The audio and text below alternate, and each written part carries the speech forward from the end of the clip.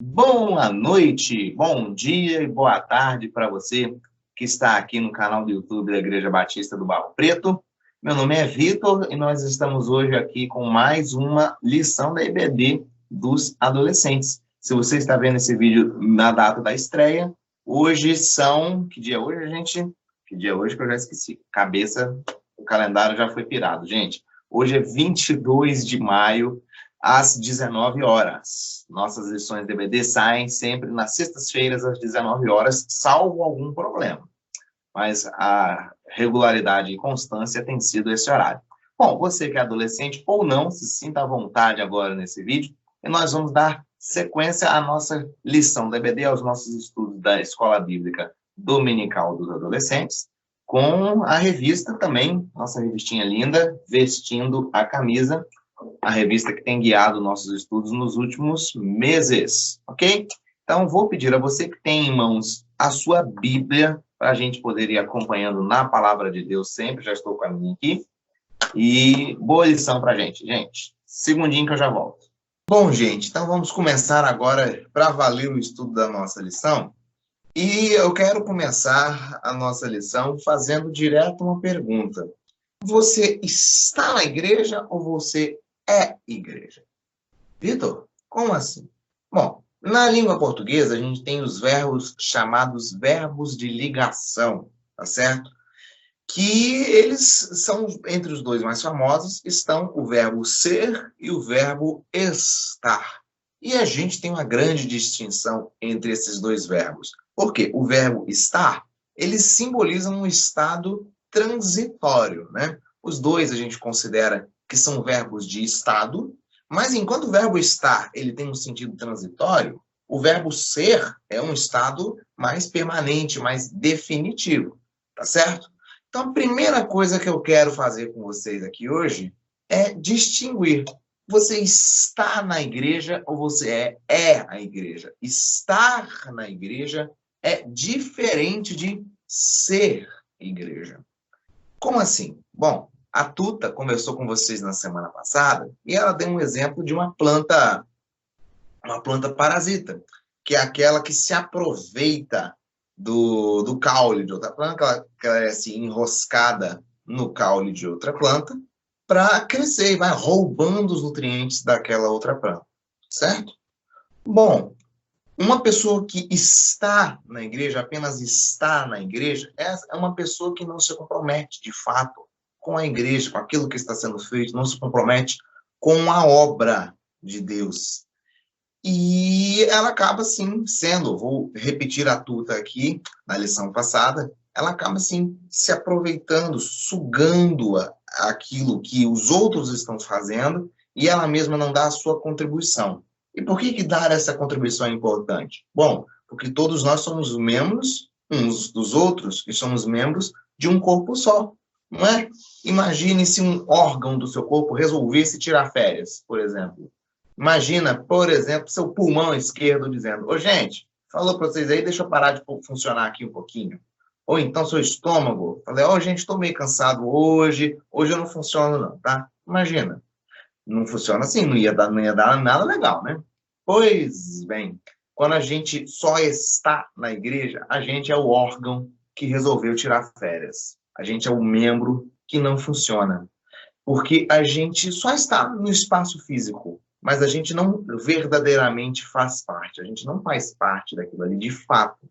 A gente faz parte quando a gente é igreja, quando a gente se integra na igreja, quando a gente efetivamente participa da vida da igreja, a gente contribui para a igreja, que nada mais é do que o grande plano de Deus para nós, que uns em comunhão com os outros, a gente vai se ajudando mutuamente a que cada um cresça. E aí, gente, a gente começa a ver o seguinte na igreja. Eu tenho 23 anos, tem gente que poderia dar esse testemunho com muito mais propriedade de causa que eu, mas a gente sempre tem o pessoal que reclama: a igreja não cresce, a igreja não faz isso, a igreja não faz aquilo, a igreja não investe em crescimento espiritual, a igreja não está crescendo em número.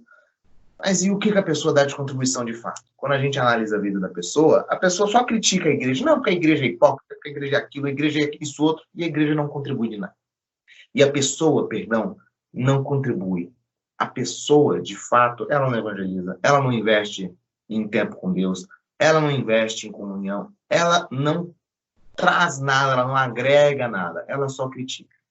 E aí, pessoas, a gente tem que entender isso. Quando a gente faz parte da igreja, a nossa missão, é o nosso dever que Deus dá a cada um de nós, é identificar aquela área da igreja em que a gente pode ser útil, aquilo que a gente pode fazer pelo corpo, porque todos nós somos o mesmo organismo. Eu sou membro seu, você é membro meu, somos todos um só corpo.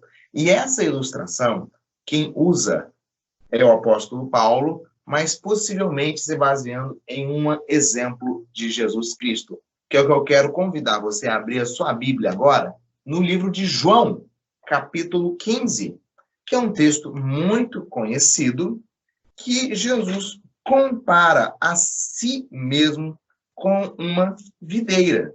E Jesus, galera, ele vai dizer o seguinte, em João 15, nos versículos 1 e 2, ele vai dizer: eu sou a videira verdadeira e meu pai é o viticultor. Toda vara ou todo ramo em mim que não dá fruto, ele a corta. E todo ramo que dá fruto, ele limpa, para que dê mais fruto. Então, galera, primeiro ponto. Jesus é a videira verdadeira. E se nós somos parte de uma igreja, aliás, se nós somos igreja, isso significa que nós somos parte do corpo, nós somos parte dessa videira, nós somos parte do corpo de Cristo, meu amigo. Então, Jesus se compara aí com uma videira, que era uma árvore comum naquela época, né? A videira que dá uvas. Gente, é uma árvore frutífera, tá certo? Uma função de uma árvore frutífera, dentro da agricultura, é dar fruto. Exatamente para isso que a gente planta as coisas, para que elas deem fruto e a gente possa colher o fruto e comer. Na hora que Jesus se compara a uma videira, que é uma árvore frutífera, ele está falando o seguinte: eu sou a videira verdadeira e vocês são os ramos, vocês são os galhos, tá certo? O galho, gente, a função dele, da videira, que Jesus dá aqui, é justamente produzir o fruto, é segurar o fruto. O fruto, ele dá no galho, ele vai ser fixado ali. Então, o ramo que dá fruto, este, o Pai limpa para que produza mais fruto. E o ramo que não dá fruto? Bom, esse Jesus disse que é julgado fora. E aí, galerinha, nós somos os ramos que estamos presos à árvore, que é Cristo, ao tronco que é Cristo. Temos nós dado fruto? Será que a gente tem produzido algo? Ou a gente tem só recebido passivamente o que os outros têm feito? Sim, gente, porque o galho que não dá fruto, ele está vivo lá dentro, né? Se você tem uma árvore, o galho que não faz nada, que está lá, bonitinho, a árvore gasta energia para manter aquele galho vivo.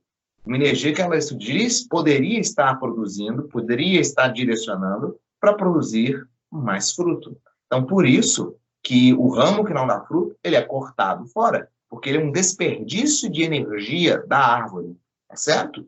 E aí, galera, nós temos dado fruto? Nós temos sido ramo frutífero? Ou será que não?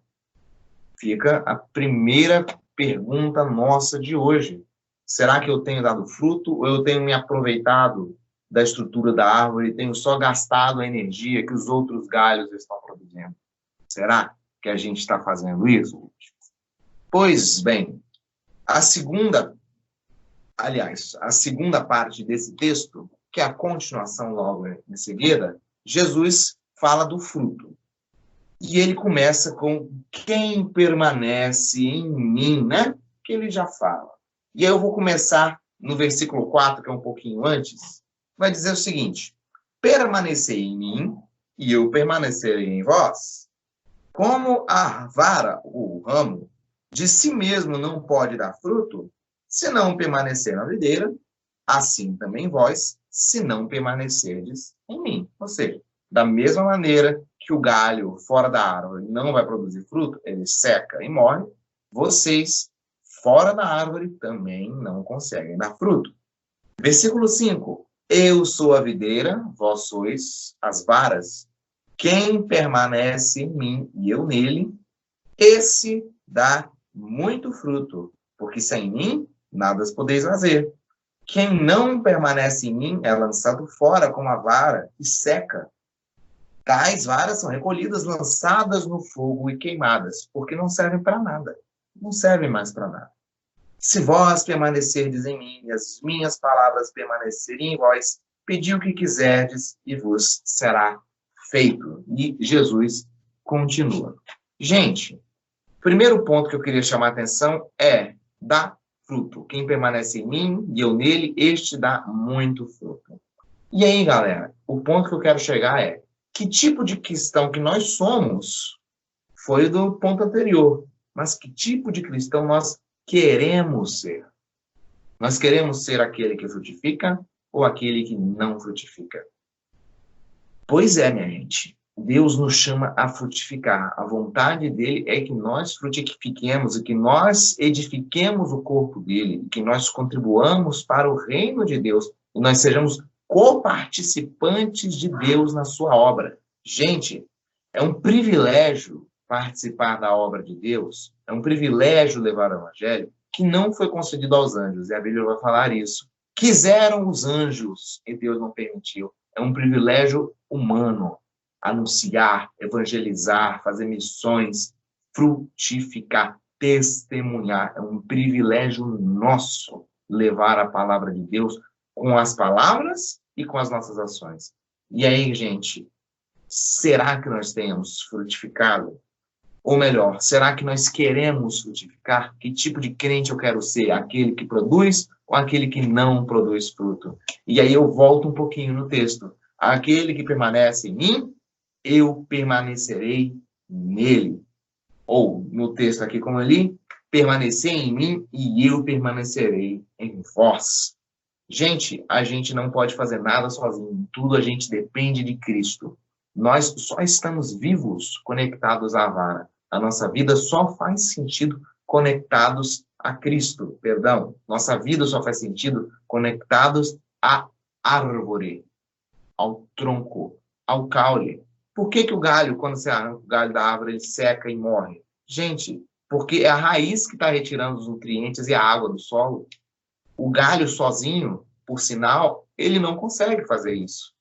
Ele precisa do tronco, porque a raiz está tirando do solo os nutrientes, está tirando do solo a água, e é o tronco que garante que os galhos todos vão receber água, sais minerais, é o tronco que faz essa distribuição. Pois bem, Jesus é o tronco, é a coluna vertebral, a coluna central da igreja, e é ele quem nutre os galhos. É ele que vai prover a nós o nosso sustento, a nossa água, o nosso sal mineral, que é extraído da nossa raiz. E a nossa raiz, gente, a fonte disso tudo é o próprio Pai. Jesus nos dá essas coisas direto do próprio Deus, se nós estivermos plenamente em comunhão com Ele. Se nós temos comunhão com Cristo, permanecemos em Cristo, Ele nos garante essas coisas. E Ele mesmo se encarrega de nos fazer produzir. Porque tudo, gente, vem dele. Tudo é por ele, tudo é para ele. Nós não temos força nenhuma. O querer e o efetuar são dele. Mas sem ele, nada podemos fazer. E para isso a gente precisa, então, permanecer nele. E a questão é, como que eu permaneço em Cristo, então, Victor? Pois bem, gente, como permanecer? Permanecendo em Cristo. A Bíblia oferece para a gente o caminho. E aí, eu vou passear um pouquinho nesses textos com vocês. O Salmo 1, que é famoso, o Salmo 1, ele começa já com uma preciosíssima dica, que você pode ler a seguinte: bem-aventurado o homem que não anda segundo o conselho dos ímpios, nem se detém no caminho dos pecadores, nem se assenta na roda dos escarnecedores, antes tem o seu prazer na lei do Senhor, e na sua lei medita dia e noite. Pois será como a árvore plantada junto às correntes de água, a qual dá o seu fruto na estação própria e cuja folha não cai, e tudo quanto fizer prosperará. Antes, tem o seu prazer na lei do Senhor e na sua lei medita dia e noite. Primeiro passo, medite na palavra, meditar na palavra, porque a palavra de Deus é a fonte do nosso sustento. Ela é o solo adubado em que a gente precisa se fixar. Bom, não basta só meditar na palavra, guardar a palavra. Se a gente anda um pouquinho, Salmo 119, 11 diz: guardei a tua palavra no meu coração para não pecar contra ti. E guardar a palavra, ou esconder a palavra no coração, tem a ver com aquilo estar enraizado em nós. E uma coisa enraizada, aquilo que está bem no âmago, no íntimo do nosso ser. Olha, gente, estou falando coisa chique aqui, né? O vocabulário da língua portuguesa. Mas aquilo que está bem arraigado lá na nossa mente, no nosso consciente, no nosso coração, aquilo é que vai ser exposto. A boca fala do que o coração está cheio. Se o nosso coração está cheio da palavra de Deus, porque guardou a palavra de Deus, meu amigo, é muito fácil permanecer em Cristo. E aí, gente, fica mais fácil ainda se a gente obedece o conselho de apóstolo Paulo lá em 1 Tessalonicenses. Orai sem cessar.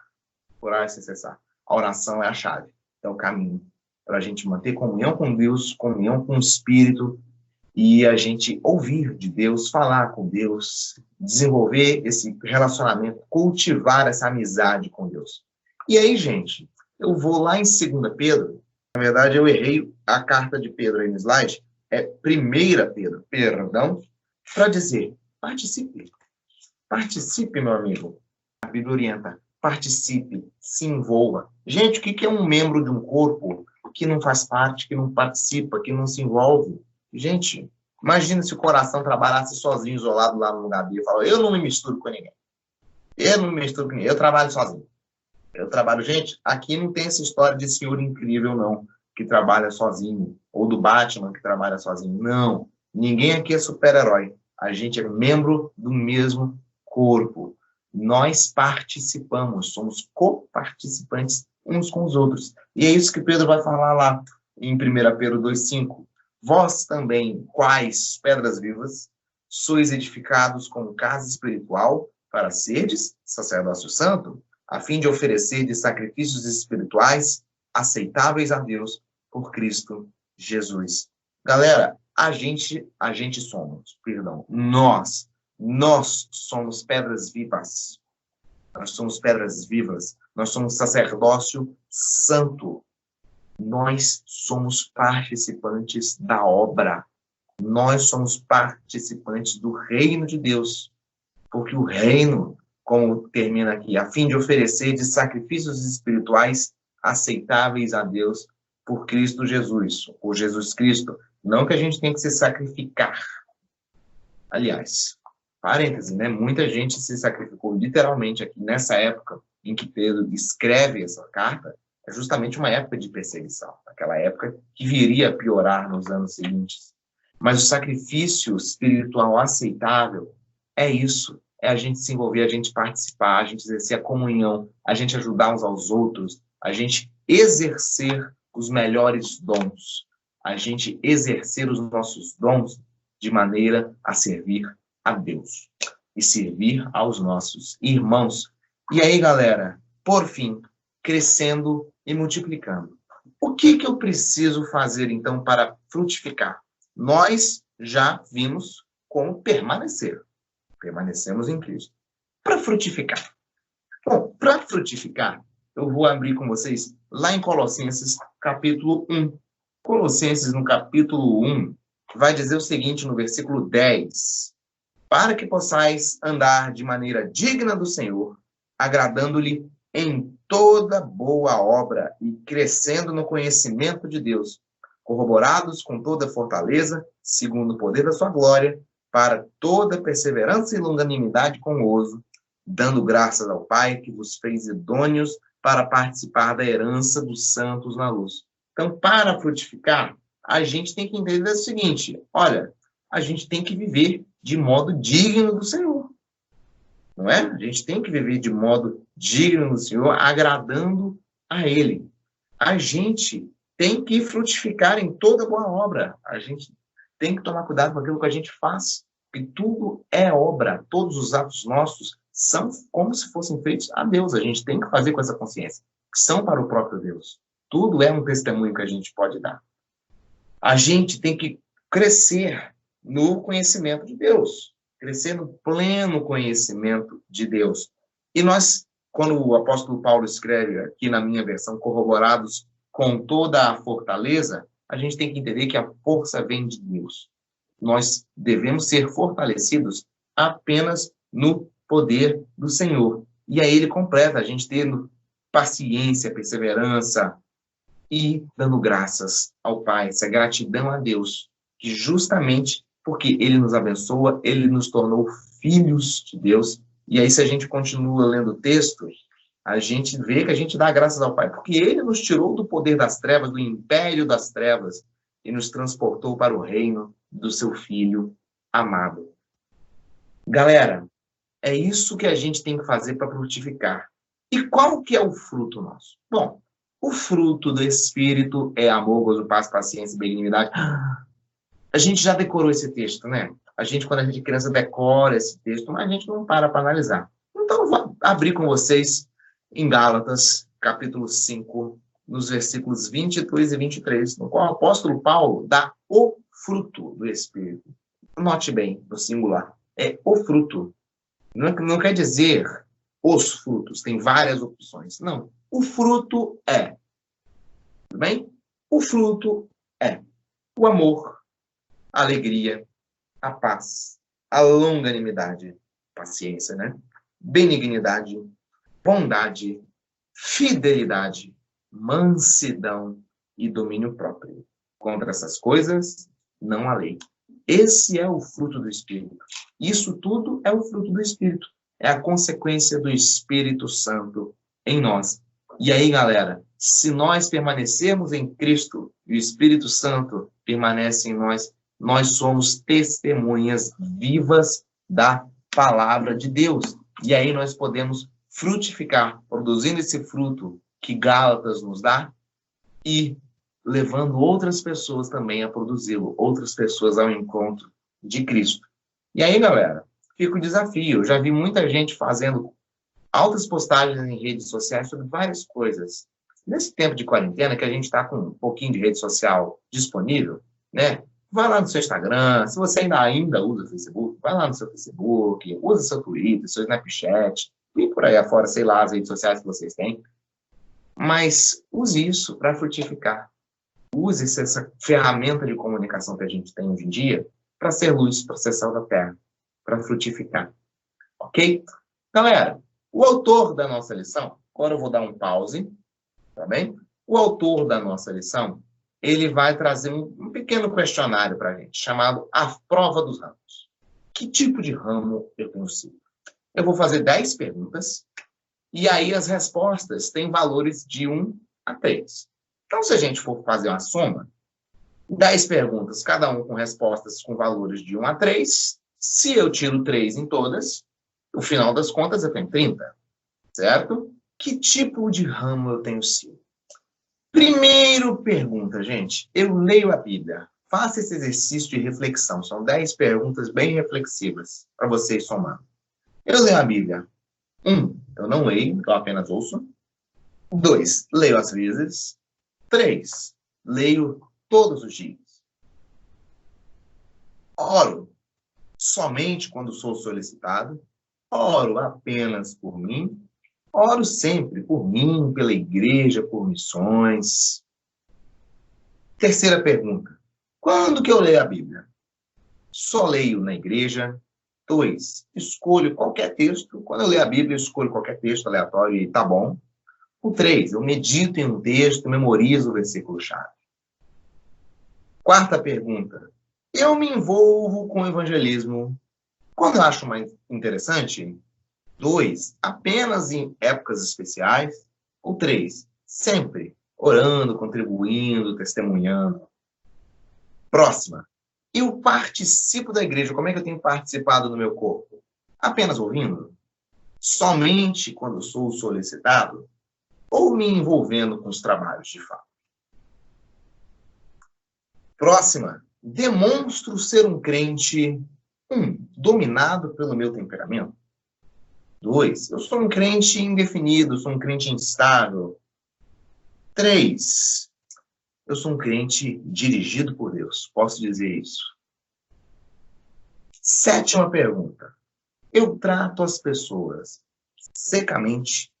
Eu sou amável com quem eu gosto. Sou amável com quem eu gosto, né? Sou amado quem me ama, amo também de volta, né? Reciprocidade. Ou 3. Eu trato as pessoas com respeito e amabilidade sem distinção. 8ª pergunta. Quando ouço que eu não gosto, eu respondo o que eu penso na hora, dou a quem doer. 2. Eu não respondo e vou embora. 3. Eu respondo com mansidão e com brandura. 9ª pergunta. Quando estou com problemas, olha os problemas, né? Eu fico de mau humor e reclamo. 2. Eu oro, mas ainda assim eu fico bem ansioso. Ou 3. Eu oro, me acalmo, tenho paciência, fico confiante. E por fim, quando nós retornarmos, e nós vamos voltar na igreja alguma hora, né, gente? Eu me desejo não me comprometer com nada, assim, na igreja. Não, essa história de se comprometer não é para mim, não. Não é para mim, não. Apenas assistir aos trabalhos. Então, assim, eu vou na igreja, assim, mas estou lá, presente, corpo presente, estou marcando meu lugar. Ou 3. Eu pretendo desempenhar uma função, de fato. Pretendo ajudar. Bom, como eu falei, como a gente tem alternativas de 1 a 3, vai somando aí. Se você quiser voltar para fazer o teste de novo, com mais calma, mas pense e faça com carinho. Porque, gente, se a sua soma deu próxima de 10, ou seja, se você marcou todos os números 1, eu sinto dizer que você é um ramo infrutífero. Sinto em dizer. Se você marcou os 30, parabéns, você é um ramo frutífero. Mas esse parabéns não é para você se acomodar não, meu amigo. Certo? Porque a gente, meu amigo, aquele que está de pé, tome cuidado para que não caia. Não é? E se você está na meiuca, lá na casa assim, dos 20, toma cuidado. Porque você possivelmente está sendo um ramo fraco. Um ramo fraco. Sim, você produz alguma coisa, mas você podia estar fazendo mais também. Você podia estar investindo mais na sua vida cristã. Pois é, gente, que Deus então nos abençoe e nos ajude a frutificar. Porque foi para isso que nós somos criados. Nós somos criados para viver em Cristo, para frutificar no Espírito, para dar glória a Deus. Nós fomos criados, nós somos salvos para dar fruto, não é? Então, que Deus nos abençoe, Deus nos ajude nessa missão e a entender que nós estamos aqui para servir a Ele, servir aos nossos irmãos e para frutificar o Evangelho. O Evangelho não é só para mim, o Evangelho é para o outro também. Deus te abençoe e até a próxima EBD, gente. Tchauzinho.